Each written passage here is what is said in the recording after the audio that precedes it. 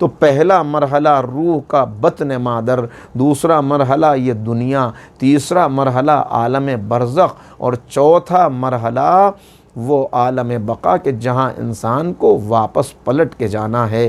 یہ ہے انسان کا سفر۔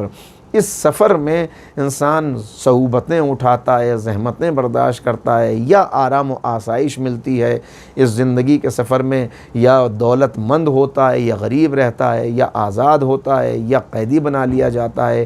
جو بھی مراحل طے کرتا ہوا وہ آگے بڑھے، اگر ہدایت کے ساتھ اور اطاعت کے ساتھ وہ مرحلے طے کر رہا ہے تو اس کی زندگی ایک کامیاب زندگی ہے۔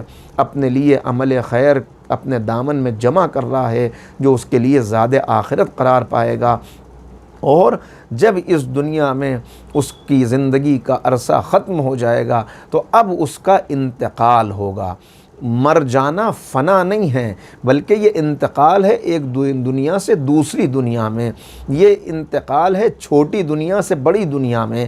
جیسے بطن مادر میں جب انسان تھا تو اس بڑی دنیا کا اندازہ نہیں لگا سکتا تھا۔ اگر اس وقت آپ کسی بچے کو یہ سمجھانا چاہیں جب وہ 9 مہینے تک اپنی ماں کے بطن میں رہتا ہے کہ بیٹا ایک بہت بڑی دنیا ہے جس کے اندر ایک بہت بڑا سورج ہے، ایک بہت بڑا چاند ہے، بے شمار ستارے ہیں، لاکھوں گیلیکسیز ہیں، سمندر ہیں، پہاڑ ہیں، درخت ہیں، تو اس کی سمجھ میں نہیں آئے گا، اس لیے کہ وہ جس دنیا کے اندر ہے وہ اس دنیا کے مقابلے میں ایسی ہے جیسے صحرا کے مقابلے میں ایک ذرہ ہوتا ہے، ریگستان کے مقابلے میں ایک ذرہ، تو جسے ایک ذرے کا بھی ادراک نہ ہو وہ صحرا کی وسعت کا کیا اندازہ لگائے گا۔ لہٰذا جب وہ اس دنیا میں قدم رکھتا ہے، آہستہ آہستہ مراحل طے کرتا ہے، تب اسے اندازہ ہوتا ہے یہ دنیا بہت وسیع ہے، مگر پھر بھی اس دنیا کی وسعت کا اندازہ نہیں لگا سکتا۔ کچھ کتابوں میں پڑھتا ہے، کچھ سفر کے ذریعے سے حالات معلوم ہوتے ہیں، کچھ مختلف ڈاکومنٹریز دیکھتا ہے تو اسے پتہ چلتا ہے کہ دنیا بہت وسیع ہے، لیکن کتنی وسیع؟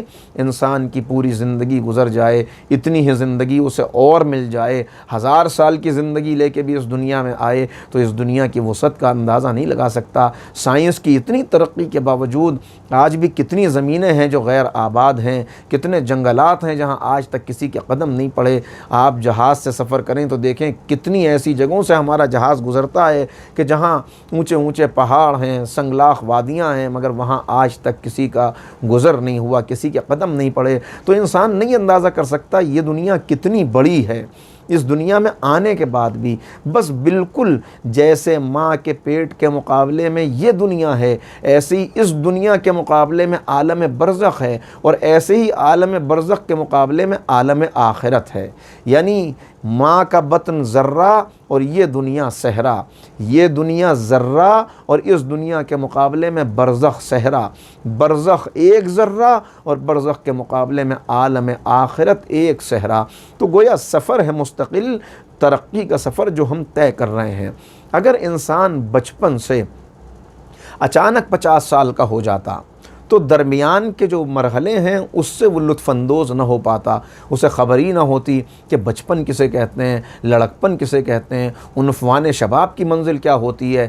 بالکل اسی طرح قدرت چاہتی ہے کہ زندگی کے سارے مراحل سے ہم لطف اندوز ہوں، لہٰذا بطن مادر کے بعد یہ دنیا رکھی، اس دنیا کے بعد عالم برزخ رکھا، برزخ کے بعد عالم آخرت ہے، اور یہ سفر ہے جو جاری ہے۔